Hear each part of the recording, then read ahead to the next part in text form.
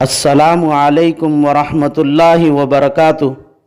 معزز سامعین اور میری اسلامی و دینی ماں اور بہنوں، آپ کا استقبال ہے غوث شیخ ٹی وی یوٹیوب چینل میں۔ سب سے پہلے آپ کی خدمت میں درخواست ہے کہ ابھی تک جو لوگ ہمارے اس چینل کو سبسکرائب نہیں کیے وہ اسلامی معلومات، اصلاحی بیانات اور دینی مسائل کے جاننے کے لیے ہمارے اس چینل کو سبسکرائب کرے، ثواب کی نیت سے دوسروں تک شیئر کرے، ہماری ہمت افزائی کے لیے لائک اور کامنٹ کرے، اور قابل توجہ باتوں کی طرف ہمارے پرسنل نمبر 7386436842 پر نشاندہی کرے۔ جزاکم اللہ احسن الجزاء۔ السلام علیکم ورحمۃ اللہ وبرکاتہ۔ قابل احترام معزز سامعین اور میری اسلامی و دینی ماں اور بہنوں، چونکہ قربانی کے فضائل اور مسائل کا سلسلہ چل رہا ہے، اس لیے آج بھی قربانی کے عنوان سے کچھ مسائل بیان کرنا ہے۔ پہلا مسئلہ یہ ہے، قربانی کن لوگوں پر واجب ہے؟ اس کا جواب یہ ہے کہ قربانی آزاد، بالغ، عاقل، مقیم مسلمان مرد اور عورت پر واجب ہے جو قربانی کے دنوں میں نصاب کے مالک ہو۔ چنانچہ مجمع الانہار جلد نمبر 2 صفحہ نمبر 16 پر لکھا ہے، وَإِنَّمَا تَجِبُ عَلَى حُرٍّ مُسْلِمٍ مُقِيمٍ مُوسِرٍ عَن نَفْسِهِ۔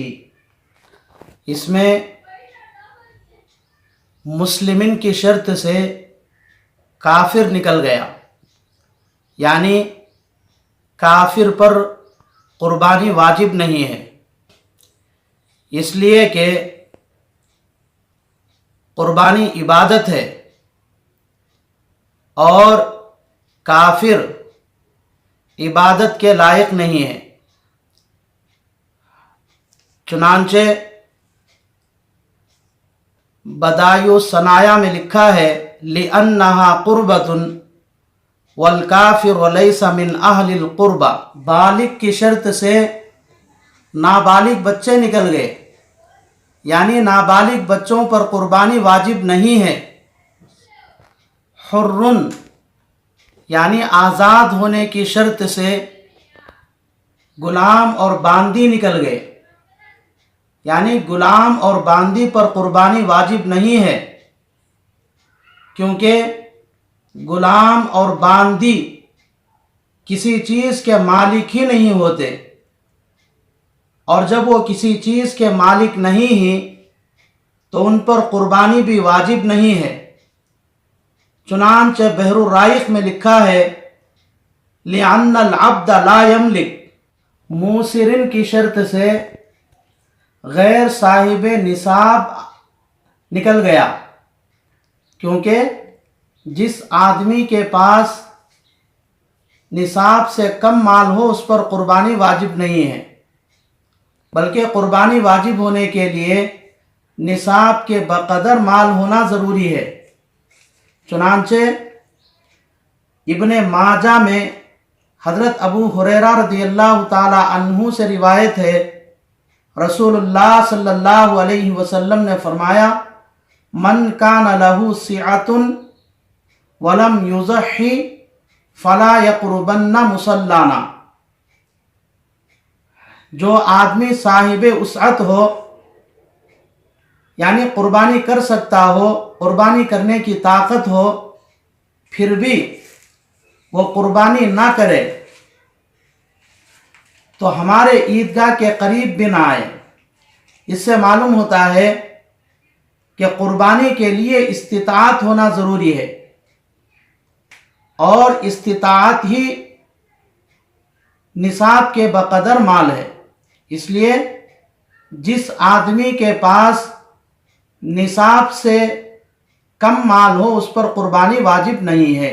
दूसरा मसला यह है कि क्या शौहर पर अपनी बीवी की तरफ से कुर्बानी करना वाजिब है? उसका जवाब यह है कि शौहर पर अपनी बीवी की तरफ से कुर्बानी करना वाजिब नहीं है, बल्कि अगर उस औरत के पास निसाब के बकदर सोना चांदी के ज़ेवरात हो और उन ज़ेवरात की वो खुद मालिक हो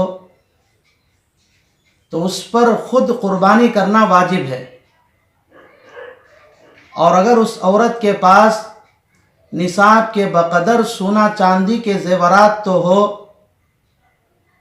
लेकिन वो उसकी मालिक ना हो, बल्कि उसका बाप या उसका शौहर उसको सिर्फ पहनने के लिए दिया हो, तो उस पर कुर्बानी वाजिब नहीं है।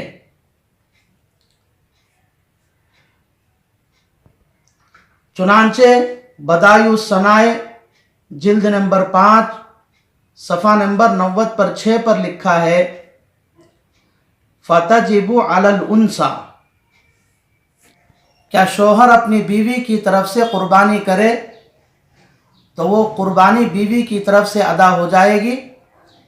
उसका जवाब यह है कि बीवी पर कुर्बानी वाजिब है तो उसको अपने माल से कुर्बानी करना चाहिए, लेकिन अगर शौहर अपनी बीवी की तरफ से उससे इजाज़त लेकर कुर्बानी कर दे तो बीवी की तरफ से वो कुर्बानी अदा हो जाएगी। चुनांचे आलमगीर जिल्द नंबर 5 सफ़ा नंबर 290 पर 3 पर लिखा है, वलैसा अलर रजुली अन युज़हिया अन औलादिहिल किबारी व मुराअतिही इल्ला बिइज़निही। चौथा मसला, क्या बाप पर अपनी बालिग औलाद की तरफ से कुर्बानी करना वाजिब है?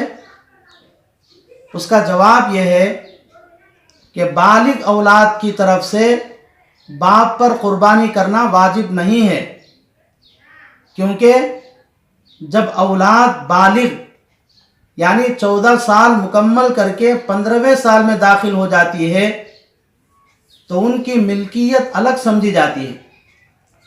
अगर कुर्बानी के दिनों में बालिग औलाद की मिल्कियत में निसाब के बकदर माल हो तो वो अपने माल से कुर्बानी करना वाजिब है, और अगर उनकी मिल्कियत में निसाब के बकदर माल ना हो तो उन पर कुर्बानी करना वाजिब नहीं है।